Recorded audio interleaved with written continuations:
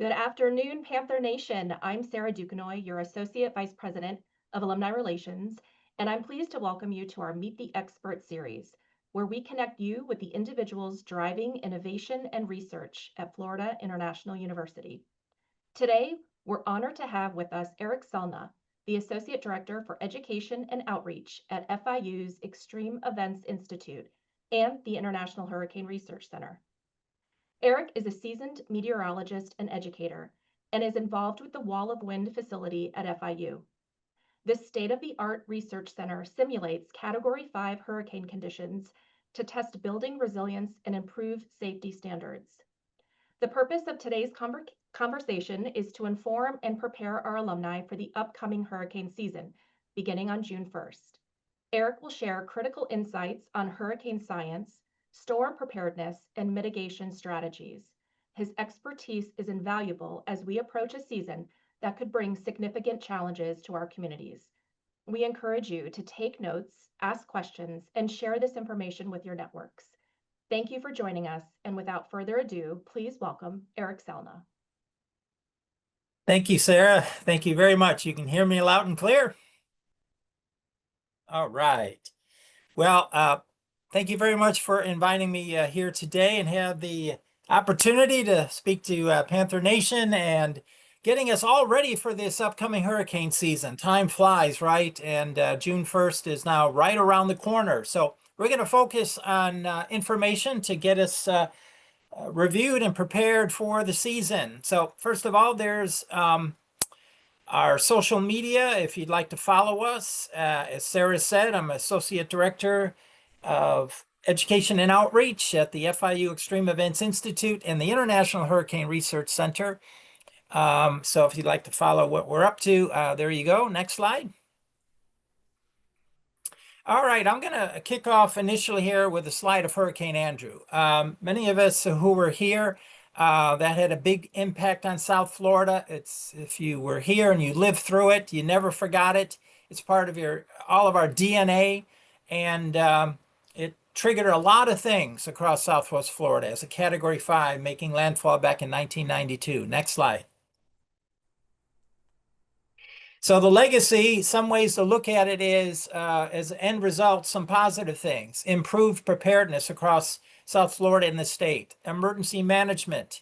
The International Hurricane Research Center was born after Hurricane Andrew, and that resulted into our Wall of Wind program. And we're all about resilience and stronger building codes. And now South Florida has the strongest wind code in the entire nation. So it's all related to stopping the spin cycle, this spin cycle of damage, rebuild, damage, rebuild. We can't rebuild the same. We have to rebuild stronger because of how costly now hurricane events are. Next slide. So as many of you know, on our main campus, that building over there by the football field is where the NOAA National Hurricane Center is located, and also the National Weather Service Miami office. Next slide. And I always like to then ask this question, do you notice what building material was used for that facility? And if you look at it, you'll see it was concrete.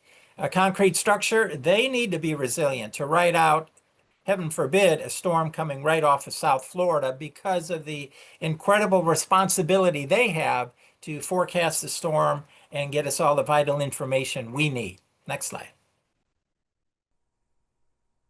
So the Extreme Events Institute International Hurricane Research Center, we're focused on hurricane research topics, of course. We work with the state of Florida, and when it comes to the Florida Public Hurricane Loss Model, which talks about the loss from a landfalling hurricane, we worked closely with the National Hurricane Center on storm surge modeling. And of course, we have the Wall of Wind, which I'll talk about in just a moment. Next slide. We are also a storm-ready university. So all those that are listening, it's a program from the National Weather Service. Check it out. If you have a business or an organization and you want to get classified as storm-ready, as we are at FIU, check it out. Go to their website, and you would coordinate with National Weather Service Miami. Next slide. And we are also a Weather Ready Nation ambassador. So if you want to check it out at the NOAA website, NOAA Weather Ready Nation, you can submit online. It doesn't cost anything if you want to be involved in the whole initiative of resilience and being ready for extreme events. Next slide. Um, Here is our Spanish hurricane information website. We created this before COVID with Dr. Rick Knabb when he was the director of the Hurricane Center. So it's just another tool in the toolbox, huracanes.fiu.edu. And we're currently updating some of the content that's on there. It's an informational website, and most of the live forecast data, there are links that would take you back directly to the National Hurricane Center website. Next slide. All right, we're getting into the rainy season, and that means showers and thunderstorms almost every day somewhere across South Florida. So National Weather Service has a great Doppler radar. You have weather apps on your phones, different weather radar displays on your phones. And I'm just suggesting that another radar app you could download is the NBC6 Doppler radar. It's actually a radar that's a Doppler radar located in Miramar. It's a strong radar. It's a good radar. So if you want to compare their radar, I use it a lot because you can zoom in, zoom out. And so when it comes to activities, even for the weekends, and you're planning to go to the beach or have some fun, you can always go to this radar app and zoom in, zoom out, and follow the storms, because just about every day may affect our activities, and follow any major storm event on this as well. Next slide. All right, with the rainy season comes the thunderstorms and, of course, lots of lightning. So if you have a business or are involved with a business or a company, and if lightning and surge protection is important, you may already have a lot of that infrastructure in place. And if you want more information about that, FPL has great information on that topic, protecting your home or business from lightning surges. Next slide. Okay, the hurricane season forecast. So in yellow is 2025, and then I have the average, and then 2024. So the official forecast from NOAA, and there are actually many other organizations that put it out. So the average number is, so what is forecasted is 17, 9, and 4. So 17 named storms, 9 hurricanes, and 4 major. An average season is 14, 7, and 3. So the prediction is to be above average. Last year, 2024, was 18, 11, and 5. So these forecasts are good to see, good to have, give us a feel for how active things may be. But there are many comments related to this from the National Hurricane Center and Emergency Management. In fact, Max Mayfield, the former director of the Hurricane Center years ago, would say these numbers, the numbers are nice, but they don't matter. What matters is all of us having a plan and being prepared and ready to go. Because when Hurricane Andrew hit, that was a below average season. And we didn't have our first storm, Andrew, until August 24th when it made landfall. So if it's a slow season with only 5 names, if one of those names comes here to South Florida, we have to be ready. So that's the overriding message. Don't let these numbers dictate the magnitude of your preparedness. All of us should be totally prepared every season. End of story. Because we are the hurricane capital of the country. So we are at highest risk from a landfall, and we need to be ready. Next slide. So here's the names for the 2025. We'll kick things off with Andrea. I hope that's as far as we get. If there's any, anyone called named Wendy, I hope we don't get that far. And so we shall see how many names we end up. Let's hope it's few names. Next slide. Okay, when there is a storm out there, we're all used to seeing the forecast cone from the National Hurricane Center. Just as a reminder, they came out with an experimental cone last season, and you see a bunch of other colors. So the cone is only there to show us geographically where a storm will be located in out to 5 days. And it doesn't talk about the hazards. So they want everyone to talk about the hazards. Well, sometimes People just look at the cone and that's it and think, well, where the cone is, that's where the weather will be. Well, there's weather outside the cone. So the National Hurricane Center has been dealing with this challenge as an education outreach challenge for years. So what they decided was, let's put some of the hazard information on top of the cone, with the cone. So that's why you're going to start seeing this cone with these additional watch and warning and hazard information as they keep driving that message. Because unfortunately, the cone gets misinterpreted and misused sometimes. Next slide. So this is what National Hurricane Center wants everyone to do. Leave the cone. On their website are the hazard graphics. This is what they want all of us to focus on. What are the hazards that are coming to South Florida? Okay, and that's what's most important, whether it be surge or heavy rains or what the winds will be. Next slide.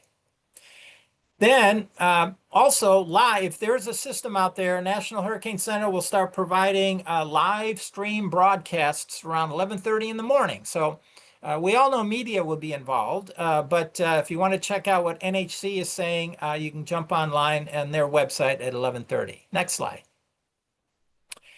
So from the NHC, National Hurricane Center website with those hazard graphics, take the next step and go to the National Weather Service Miami website, which I showed you their building. They're in there with the National Hurricane Center. Next slide. And they will take those hazard graphics from the National Hurricane Center, which are regional graphics, and then specifically make hazard graphics just for us, South Florida. So that's why it's important to have it be a favorite on your browser to look at specific hazard graphics for South Florida, National Weather Service Miami. Again, media will be doing the same. They're a big partner in getting the word out, but the Weather Service will then be giving us those exact details as well. Next slide. Storm surge. This is theoretically what A1A would look like with a storm moving on shore. Next slide. So with the danger of storm surge, several years ago, National Hurricane Center has started issued storm surge watches, storm surge warnings. We've heard about hurricane watches and warnings for years, but this is kind of still relatively new for the public to understand what it is and the significance. If there's a storm surge watch or warning, National Hurricane Center is listing it because of the possibility and danger of life-threatening inundation. They don't mess around with these watches and warnings. So if any part of our coastline is under a watch and warning, it's serious, and that's when probably evacuations will be ordered, and no one should not evacuate if they live in an evacuation zone and they're told to do so. Next slide.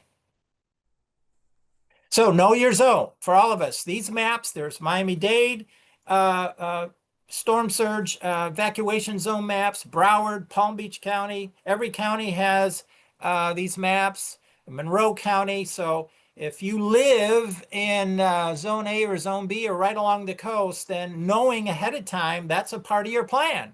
Where are you going to go? Where are you going to evacuate? If storm surge will inundate your area. If you're farther inland, then that's not going to be as big of a concern. But anyone living on the coast needs to know. First of all, they suggest don't try and drive up I-95 or the Turnpike out of the state or to Orlando. You'll be in that traffic jam of traffic. So inland. So within 30 miles, and hopefully you have a friend, a relative, or family member where you can ride out the storm. Next slide.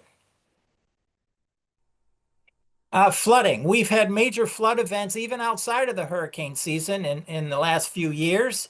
So National Weather Service says when flooded, turn around, don't drown. We see all these cars that are stuck in the water. And just please do not drive through flooded highways where you don't know how deep the water is. Next slide. And flood insurance. We all have homeowners insurance. But flood insurance, as we know and we've learned, is separate from your homeowner's insurance policy. The recommendation is everyone needs to look at getting flood insurance because it's separate from your homeowners, and it'll vary in price And the closer to the coast, the more expensive it'll get. But in my view, it could rain and we can get a flood almost anywhere, any place in Florida, any day of the year. So seriously consider that flood insurance. If you don't have it, if you're not required to have it, like I have been in Miramar, it's been about $500 a year, but it gives me a peace of mind. If I get 30 inches of rain falling over Miramar, I'll have a good peace of mind because at least I have the flood insurance. Next slide. All right, so it's all about hurricane planning too, right? So some of this may be review. So we all want to know, we all want to be prepared on the home front with our family and with our home. But if you're part of a business or corporation where you're employed, do they have a hurricane plan? And so do you know how and when it activates? And new faces in new workplaces, they need to see the plan and they need to be aware of it and know what their responsibility is going to be before, during, and after a storm. Next slide. So related to business hurricane plan, and some of this overlaps our family plans, but before, during, and after, split up your plan in that way. Insurance coverage, all of us need to recheck and make sure our insurance coverage and have possibly an annual meeting with your agent, whether it be for your home or for your business, taking a picture and video inventory of all your physical assets. I remember when Irma was, before Irma hit us and before Dorian was a danger up until the last day or so when it stopped over the Bahamas. I literally walked around my house and took pictures and video of everything in all my rooms of my home. And I did the same thing and walked around the outside of the house. All of that will be good to have if you have to file a claim. And your staffing at business, are they ready? Every staff at every workplace needs to be ready, so they will then be ready to go if there are workplace responsibilities. And if there is a hit here, understanding that a level of compassion with staff, because some people will have home damage, car damage, and so we all need to work together in a situation like that. Next slide. So one way to think about your plan is we get these 5-day cones, right? Next slide. So we're going to have a to-do list before a storm hits. So one way to approach your plan is to take your to-do list and divide it up day 5, 4, 3, 2, 1 days from landfall. You can't wait to do your whole to-do list 2 days out when watches are warning. Some people say, I'll start my list when we're under a watch. You're going to run out of time. So if we're in the cone, that first day is mainly communication, blasting out to everyone. Hey, we're in a cone. That means 5 days from now, we may be impacted. So be advised, stay informed, and then each day after that, start doing things on your list. Next slide. So a few of these things, and if you want details, I can always talk offline, but has management reviewed the hurricane plan recently? Does all staff know about it? Because of, new faces, you want to avoid conflict. If there's people are not ready and they want to just go home and get ready and not do what they have to do at work. So avoiding conflict situations like that, very important. Next slide. And so after landfall, communication, power, damage estimates, returning to work, homeless staff, all key issues in the aftermath of a storm. Next slide. So business disaster preparedness, paying employees after a storm. How are you going to communicate with the employees? Have you reviewed vendor contracts that will be doing cleanup after the storm? Next slide. And so, as I said, afterwards, people will be physically, mentally, and emotionally exhausted. So having that open door policy, a compassionate policy to get through, the aftermath. Next slide.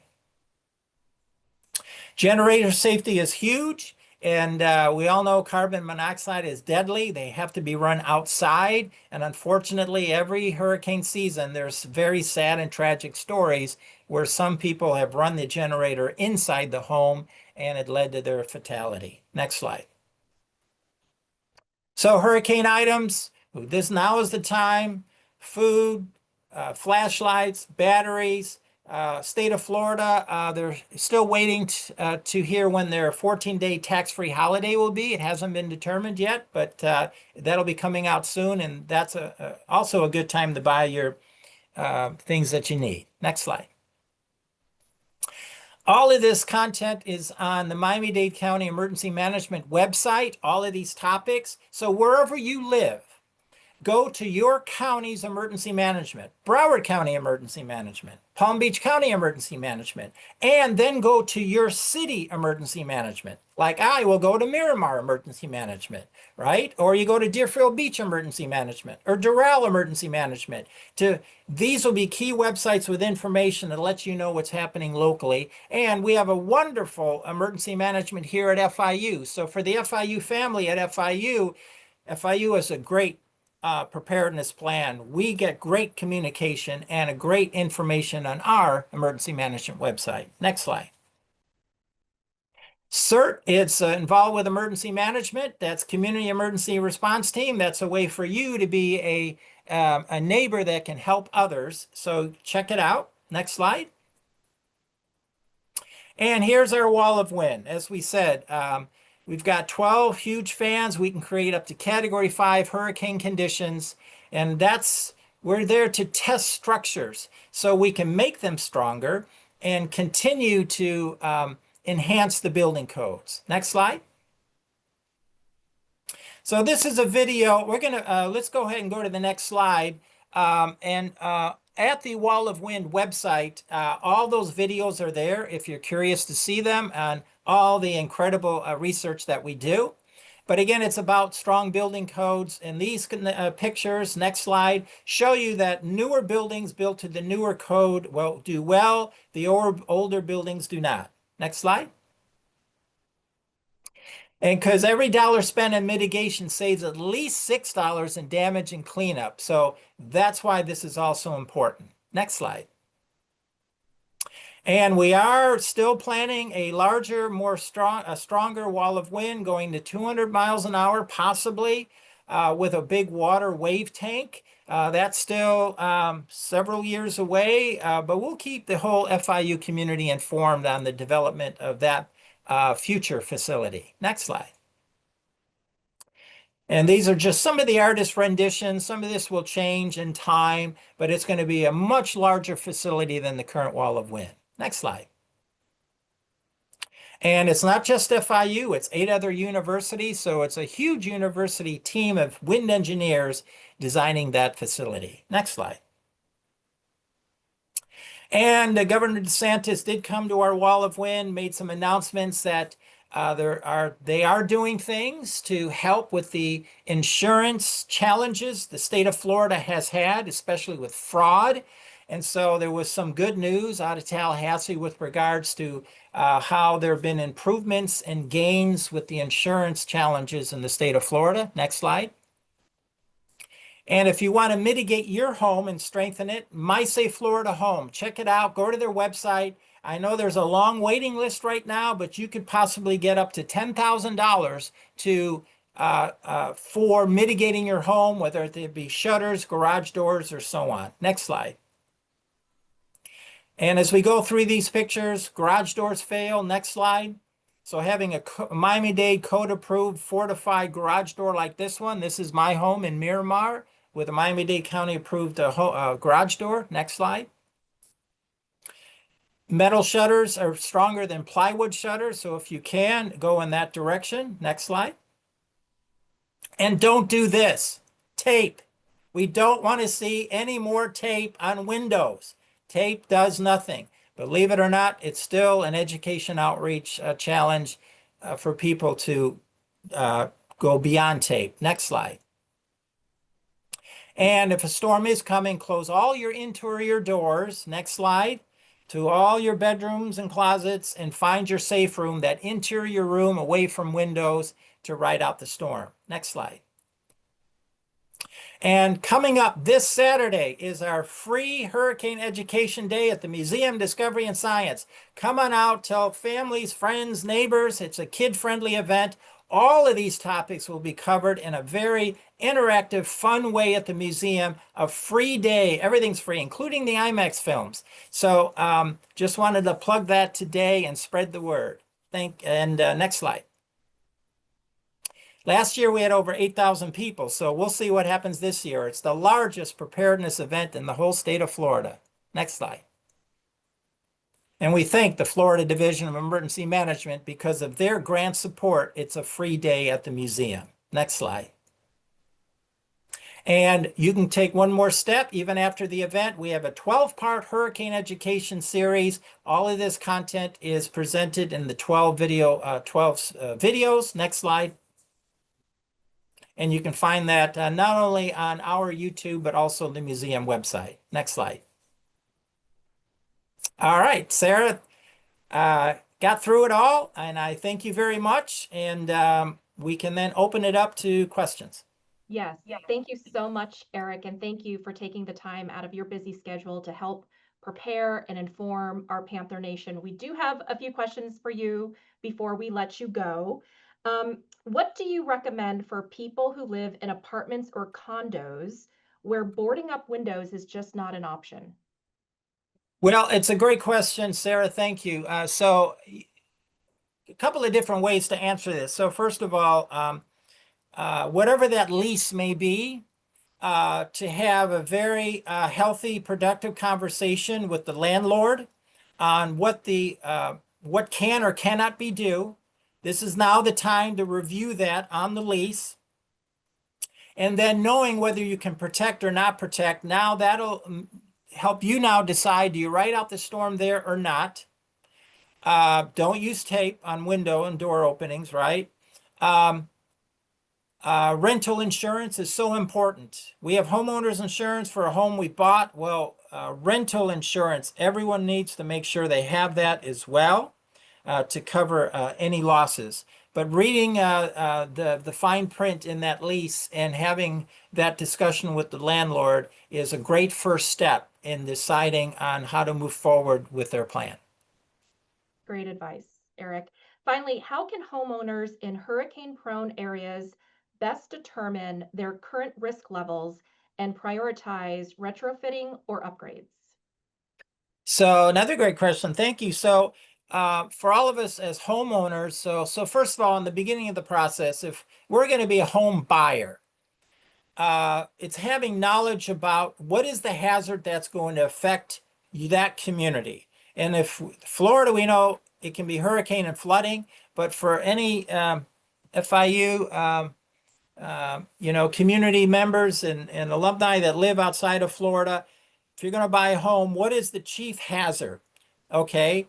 And then going into that buying process with that in mind with the realtor and asking the key questions with the realtor. So if you're considering a home, then first of all, has it ever had a flood claim? Getting that information. How old is the home? What's the materials? Does it have shutters? Does it have roof tie downs in their attic? We all have that in Florida, but other states do not. So that's a tough question.